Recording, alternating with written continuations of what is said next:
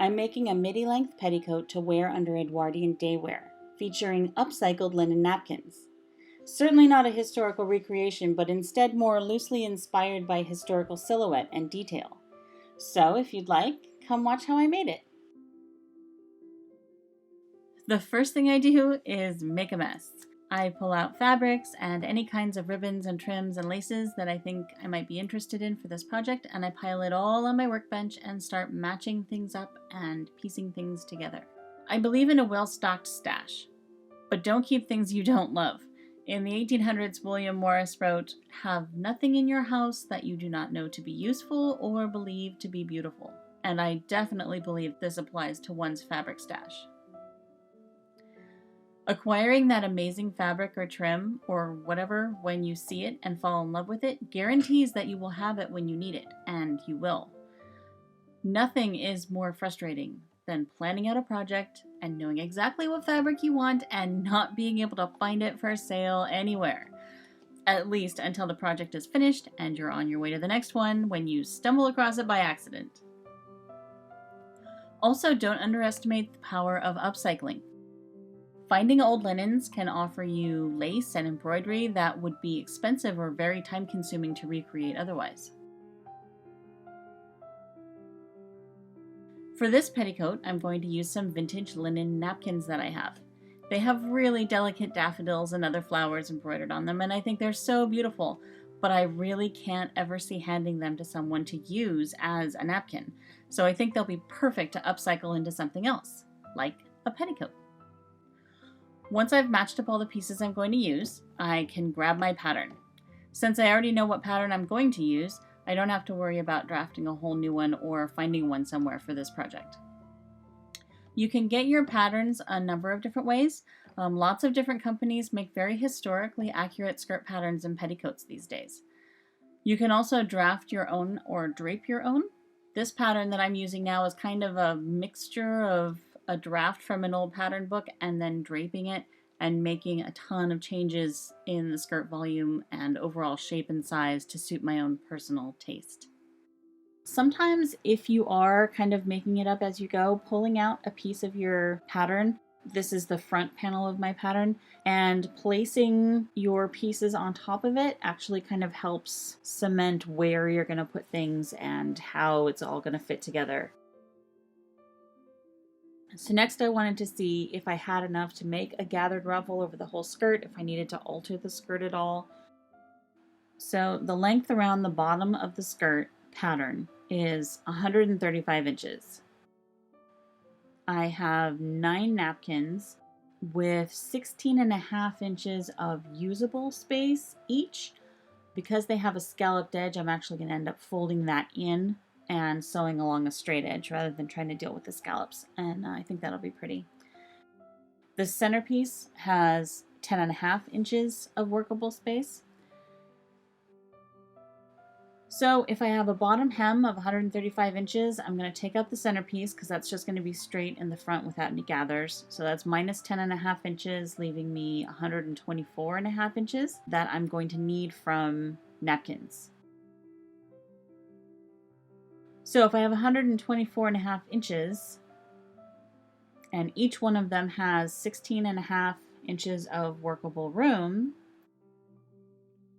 that's going to equal 7.5 napkins to cover the bottom outermost hem. So as long as I know that I at least have that much, then it should have about the same measurements as the skirt with no gathering. So I've decided to go with a simple insert lace and ribbon between each panel of the ruffle. I'll show you how to do it 3 different ways though. The first one I'll do is by hand, then with a zigzag stitch on a machine, and lastly with a straight stitch on a machine. Alright, hand sewing. Notice on this bobbin lace insert that there are threads that'll run back and forth through the pattern. Those are called the working threads or the working pair. So if you can take your needle and catch those threads when you're attaching your lace to your fabric, it'll be stronger, your lace is less likely to tear, and it's less likely to separate from the fabric than if you just grab the footside thread, which is the thread that runs along the side. And this goes for pretty much any bobbin lace. You're going to want to try and find and identify that working pair, and it'll be much stronger to attach to it. Here's a close-up of the hand-sewn insertion. Personally, out of the three, I think it looks the best. Historical accuracy aside, I think it's just a softer way to attach your materials. I think it's less invasive into the fabric. You get to decide exactly where each stitch is going, where you're going to put your needle, how much tension is going to go onto the thread for each stitch. Hand sewing will make you more familiar with your project. It'll give you a chance to appreciate every thread and every stitch that went into making those trims. Hand sewing has certainly given me an appreciation for this little insertion lace that I didn't have before, even though I've had this in my stash for many years. Because while I was sewing and counting threads to figure out exactly where to put my needle, I got to notice things about it, like how many threads are going up and down each side. How many times does the pattern go back and forth before it gets to the end of another loop? Just looking at the threads themselves and watching where they're even and where they have little eccentricities. These are the things that when you're flying along on a machine you would miss. The portability of hand sewing is a plus that is not to be underestimated, especially for a mom. I can take it into the backyard when I'm watching my kids play. I can take it into the bedroom while I'm putting my baby down for a nap. I can bring it into the living room while we're watching a movie in the evening. That portability actually allows me to do so much more sewing than a machine. Even though the machine goes so much faster, I need to bring it out, make sure there's an outlet nearby, set it up. The kids are going to play with it and be super excited about it for a little while because it is truly a fascinating little machine, especially the hand-cranked one. But it's difficult to sew with little hands turning every wheel and knob and dial. Then I have to find time that is uninterrupted for me to actually work on the project. Or I have to disappear when my husband's home and he's watching the kids. But then that's time taken away from being around my family. And I actually really like being around my family. So I find that hand sewing actually does allow me to get a lot more done with everyone around. And I'll pack along some decoy fabric and a larger blunt needle because my daughter especially loves to do everything I'm doing. And so we can sit and sew together, which is something I cannot do on a machine. She's welcome to watch what I'm doing and be a part of it, but she can't actually sew with me. And just as an observation, it turns out that these culturally, traditionally women's work type tasks are actually very conducive to multitasking with children. Surprise, surprise. Who'd have thought, right?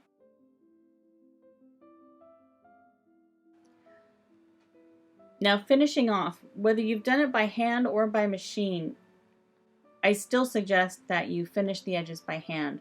Trying to cram this edge through the machine and have it not get sucked down into the feed dogs is going to be a losing battle, and you're going to hate the dress when you're done. So I would say finish it off by hand either way. I have a child's Edwardian tea dress that we just went over, and all the lace finishes on it are all done just by rolling the edge and whip stitching it down.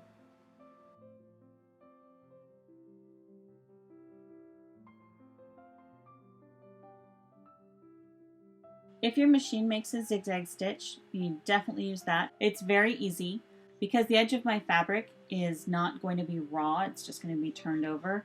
I'm not going to sew it and then flip it and then top stitch it. I'm just going to place them side by side and run them through the machine so that each side of the zigzag catches both fabrics. Then I'll just line up the other side and do the same thing down the other side. Oh, and incidentally, the foot I'm using here is a blind hem foot. Of course, a regular foot would work just fine, or whatever you're comfortable with, but I like the blind hem foot because it aligns everything so that the center is exactly where the needle is going to be. The third method I'm going to demonstrate is on my old black Singer. I actually have a lot of old Singers, but this particular one is my go-to machine for most everything. If I'm going to sew something on a machine, 90% of the time, it's with this one. I've had it for many years, it has a nice story behind it, and I just love this machine.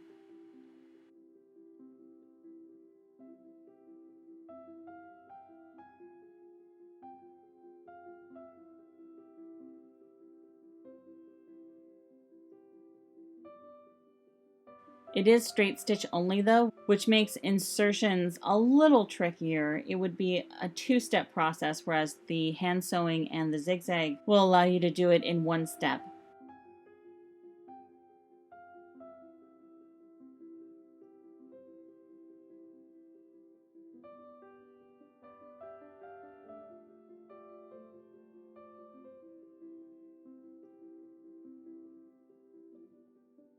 Here I'm pinning it to the wrong side of the fabric. I'll sew it down and then turn it under and top stitch it. If you're new to the whole idea, I would say yeah, use pins. Personally, I think it's going to go a lot faster without them, so I don't use them. But I'm personally more comfortable doing this kind of long, straight sewing without pins because you don't have to stop. Every time you stop, the orientation of the fabric gets changed ever so slightly, and you're going to end up with little variations in your line. I think that the line's going to be a lot straighter and a lot smoother if you just go straight without stopping. Alright, then you're going to fold the edge of the fabric back and top stitch it down.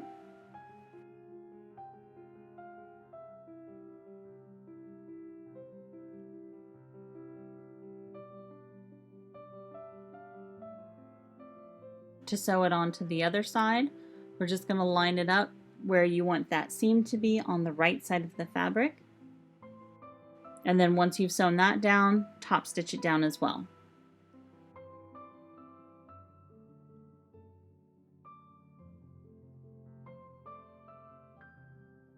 Adding ribbon to the insert lace, I'm using a giant blunt needle that we're just going to thread with the ribbon and weave it back and forth through the rings of the lace. You just feed it up through and then tie it in a little bow when you're done, or you can cut it off, tack it down, and make the bow out of a separate piece of ribbon too. Alright, so now my ruffle is all finished and I think it's absolutely beautiful. I'm going to find out how much workable space I have on this. It looks like it's about 16 and a half inches, accounting for the top part. I'm just going to sew the top part a little lower than the actual top so that it gives you kind of a little mini ruffle at the top. So if that's 16 inches, I'll set that aside and bring out the pattern. We're going to shorten this by 16 inches to account for the ruffle, but you also don't want a petticoat to be the exact same length of the skirt because otherwise it'll show. So I'm going to take it another 3 inches shorter just to give me a little space between the edge of the petticoat and the edge of the skirt so that it doesn't show quite as easily. So it looks like I am going to shorten this pattern by 19 inches. I'll just measure 19 inches up, put a little line, and then kind of smooth them all out by eye. Once I know the size of the pattern piece that I'm going to want to cut out, I can transfer it onto the fabric. I just use a graphite pencil very lightly because for one, it'll be hidden in the seam allowance, and for another, it should all come out in the wash.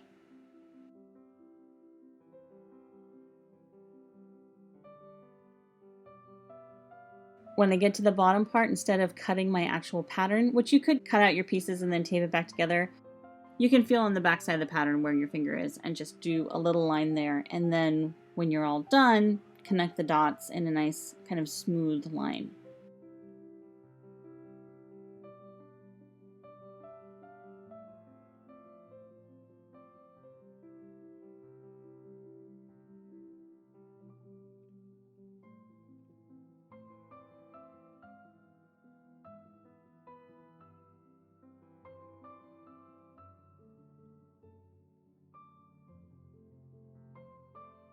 And go ahead and repeat with all the other pattern pieces.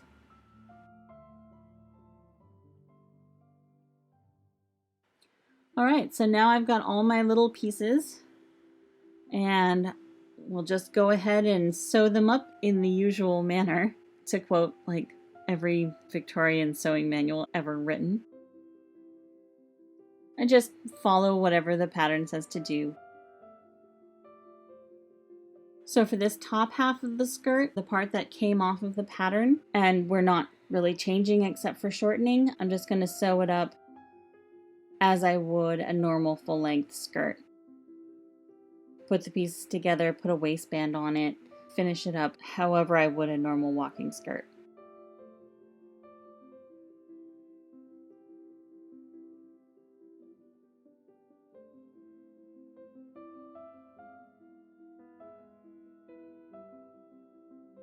So we have the lower half with our ruffle made out of napkins, and then we have the top made out of the new linen. And we'll get started putting them together. Since I want the frontmost piece, which has a lot of extra embroidery on it, to lay flat against the top half of the skirt, I'm going to start there and just pin it down flat. Then I'll line up the piece and kind of walk my way to the edge to find center back.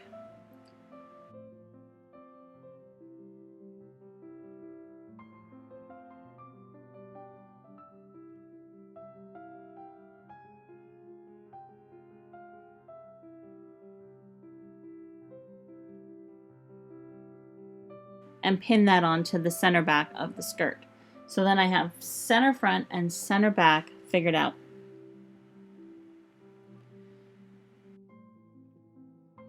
From there, I'll just keep pinching halves and pinning them down. So half of what's left of the skirt,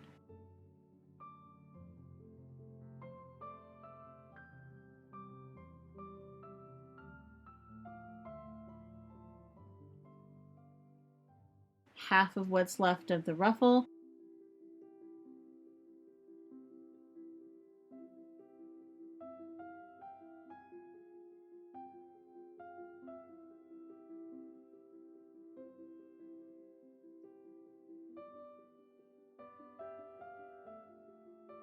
and then pin those 2 points together.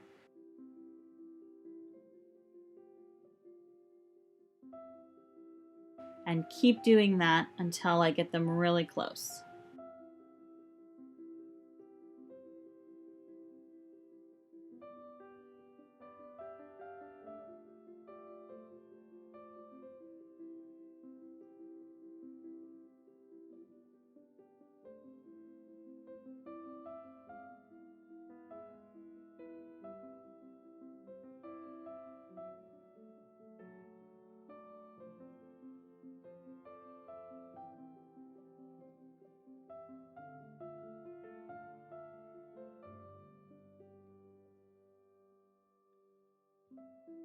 Once I've done that, the only thing left to do is sew it down. I'm going to make the frontmost piece flat so that you can see all the embroidery, and it gives that kind of flat front, more weight at the back kind of distribution of an Edwardian walking skirt. The pleats I'm going to have going in different directions. Both sides are going to have their pleats going away from the center. So I'll just have to remember to change direction when I get to center back.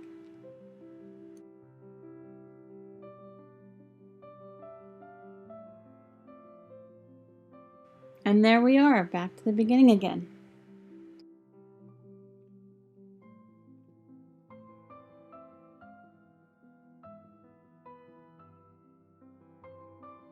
Not bad for a stack of old napkins.